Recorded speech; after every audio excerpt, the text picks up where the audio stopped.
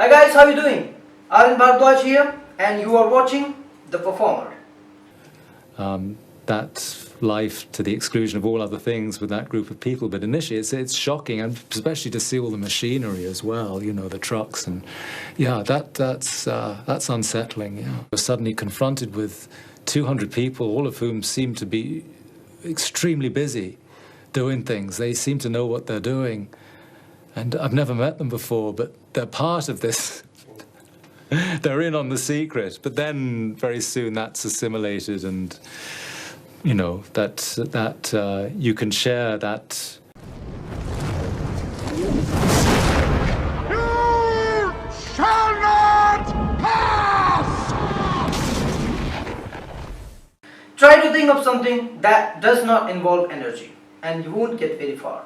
Even thinking about energy needs some energy to make it happen. In fact, everything that happens in this world uses energy of one kind or another. But what exactly energy? Energy is a bit of a mystery. Most of the time we cannot see it, yet it is everywhere around us. Revving car engines burn energy. Hot cups of coffee hold energy. Street lights that shine at night are using energy. Sleeping dogs are using energy too. Absolutely everything you can think of is using energy in one way or another way. Energy is a magical substance that makes things happen. Everything in the world is either energy or matter, and even matter, when we really get down to it, is a kind of energy.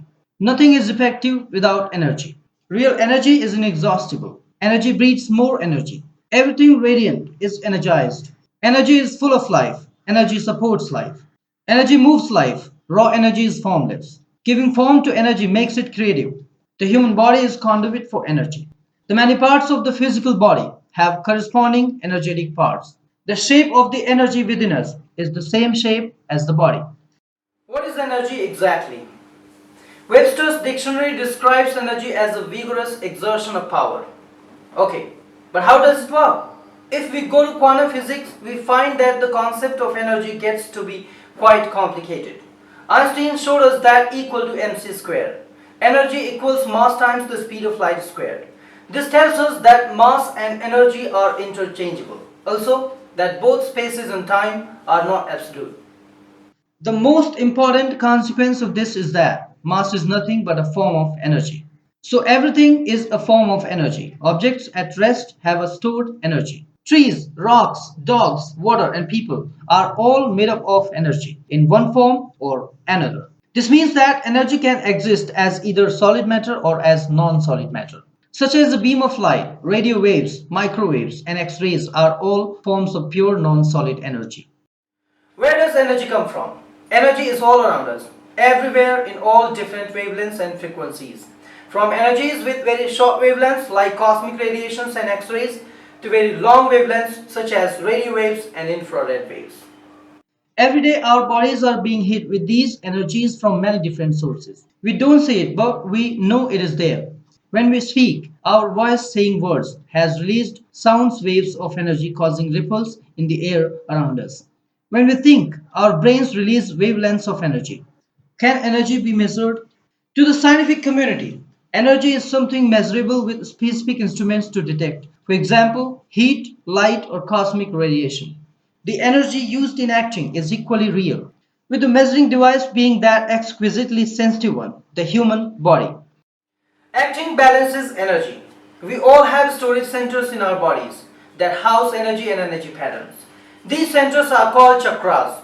We can have energy patterns stored from events that happened yesterday as well as from many years ago.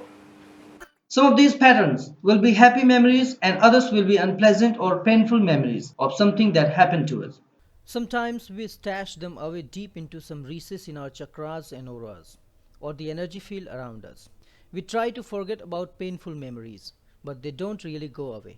Acting is a way of balancing energy.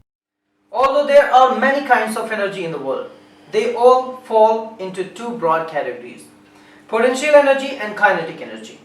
When energy is stored up and waiting to do things, we call it potential energy. Potential simply means the energy has the ability to do something useful later on. When stored energy is being used to do something, we call it kinetic energy. Kinetic means movement, and generally, When stored energy is being used up, it is making things move or happen. We call it kinetic energy. Kinetic means movement, and generally, when stored energy is being used up, it is making things move or happen. It's easy to find examples of both potential energy and kinetic energy in the world around us. If you push something up a hill, you will find its real effort to get to the top. This is because the force of gravity is constantly trying to pull you back down. In science, we say you have to do work against the force of gravity to push something up the hill. Doing work means you have to use energy. The muscles in your body have to convert sugar and fat to make the energy you need to push. Where does this energy go? Although you use energy as you climb, your body and the thing also gain energy, potential energy. When the boulder is at the top of the hill, you can let it go so it rolls back down again. It can roll down because it has stored potential energy. In other words, it has the potential to roll down the hill all by itself. As the boulder starts to roll down the hill, the potential energy it had at the top is gradually converted into kinetic energy. When we talk about kinetic energy, we usually mean the energy something has because it is moving. Anything that has mass contains some matter that takes up a volume and moves along at a certain velocity or speed has kinetic energy. The more mass something has and the faster it goes, the more kinetic energy it has. If a truck and a car are driving parallel to one another down the freeway at the same speed, the truck has more kinetic energy than the car because it has much more mass. Negative forms of energy. Throughout our human lives, we pick up negative form of energy such as fear, doubt, anger, worry, judgment, criticism, blames and others. Any techniques we find that enable us to let go of these patterns will help to move us toward peace and balance. There are many ways to balance your energy. One approach is a path of love, to become the most complete and loving being you can be. The loving energy will naturally dissolve the parts of you that are keeping you unbalanced. Another way of balancing your energy is via recognition, surrender, and release. Recognizing the problem, followed by surrender and release. Putting trust in the highest power, letting go of trying to control how your life will manifest. Releasing how we think things should be and knowing that the energy source will take control. If you combine both approaches, path of love and path of release, you will have the fastest way possible to creating a balanced state of being and portraying character. Past traumas, emotional hurts and physical disease can lead to the fragmentation of the spirit. Every time we experience pain, whether it is physical, emotional, or spiritual, our energy field becomes disrupted. We lose a piece of our soul with each hurt.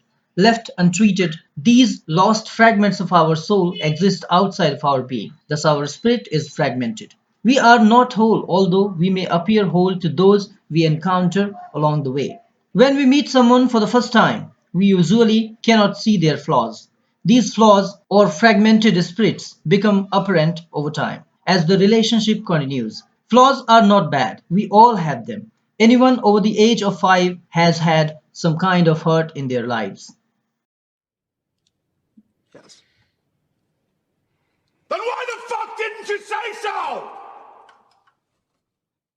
It is a huge part of human experience and nothing to be ashamed of.